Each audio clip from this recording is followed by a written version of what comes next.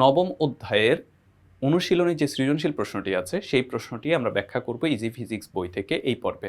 তো চলো আমরা শুরু করি। এখানে প্রথম প্রশ্ন বলা হচ্ছে লেন্স কাকে বলে।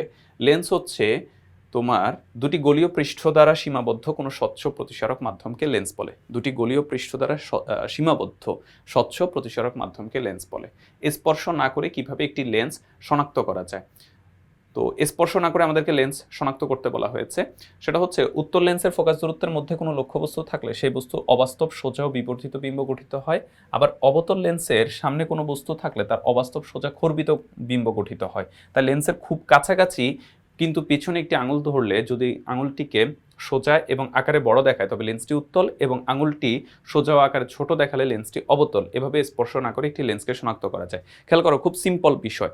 আমরা যদি হচ্ছে অবতল লেন্স সবসময় অবাস্তব প্রতিবিম্ব সৃষ্টি করে এবং খর্বিত প্রতিবিম্ব সৃষ্টি করে, আর উত্তল লেন্স যদি প্রধান ফোকাসের ভেতরে লক্ষ্যবস্তু থাকে তাহলে সে বিবর্ধিত এবং অবাস্তব প্রতিবিম্ব সৃষ্টি করে। সুতরাং একটা লেন্সের খুব কাছাকাছি যদি আমি একটা বৃদ্ধাঙ্গুলকে এভাবে ধরি এবং এটা যদি বড় দেখা যায়, প্রতিবিম্বটা যদি বড় হয় তাহলে এটা উত্তল লেন্স, কারণ প্রধান ফোকাসের ভেতরে লক্ষ্যবস্তু থাকলে বিবর্ধিত প্রতিবিম্ব শুধুমাত্র উত্তল লেন্স তৈরি করে, আর অবতল লেন্স সবসময় খর্বিত প্রতিবিম্ব সৃষ্টি করে।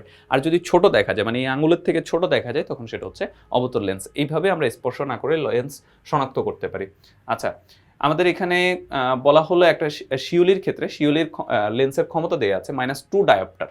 শিউলির লেন্সের ক্ষমতা দেওয়া আছে -2 ডায়োপ্টার। আমাদেরকে বললো শিউলির চশমার ফোকাস দূরত্ব নির্ণয় করতে বলা হয়েছে।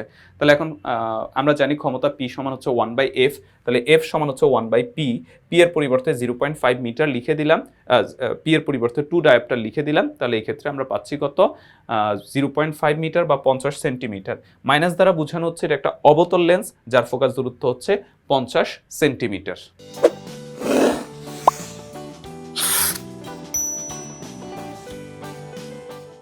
আচ্ছা, এরপরে ঘ নম্বর প্রশ্নের জন্য শিউলির বড় ভাই টগর তাকে সেই চশমাটির লেন্স থেকে 1 মিটার দূরে অবস্থিত, মানে চশমাটির লেন্স থেকে আমরা দেখেছিলাম ফোকাস দূরত্ব কত ছিল? 50 সেন্টিমিটার।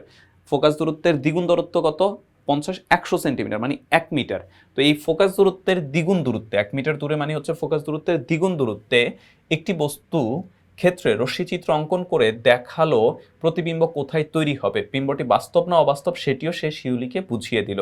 এখন উদ্দীপকের টগরের অঙ্কিত রশ্মিচিত্রটি এঁকে শিউলিকে বোঝাতে তার কার্যক্রম বিশ্লেষণ করো। এই যে দেখো, আমাদের এখানে কি বললো? লেন্সটির অবতল এবং এর ফোকাস দূরত্ব হচ্ছে 50 সেন্টিমিটার। বস্তুটি মূলত বক্রতার কেন্দ্রে অবস্থান করবে। মানে ফোকাস দূরত্ব যদি 50 সেন্টিমিটার হয় তাহলে বক্রতার ব্যাসার্ধ হচ্ছে 50 দুগুণে 100, মানে হচ্ছে 1 মিটার। তার মানে হচ্ছে বক্রতার কেন্দ্রে অবস্থিত হবে। এখন লক্ষ্যবস্তুর 1 মিটার দূরে হলে রশ্মিচিত্র কেমন হবে সেটা এঁকে আমাদেরকে বিশ্লেষণ করতে বলা হলো। তো এখানে বাংলায় কথাবার্তা আছে, আমি তোমাদেরকে জাস্ট বললাম যে দেখো এখান থেকে প্রধান অক্ষের সমান্তরালে যে রশ্মিটা আপতিত হয়েছে সেটা এমনভাবে ছড়িয়ে পড়ছে যেন প্রধান ফোকাস থেকে আসছে বলে মনে হয়। আরেকটা হচ্ছে আলোক কেন্দ্র বরাবর যে রশ্মিটা গেছে সেটা ওই পথেই চলে গেছে। রশ্মিদ্বয় ছেদ করেছে কোথায়?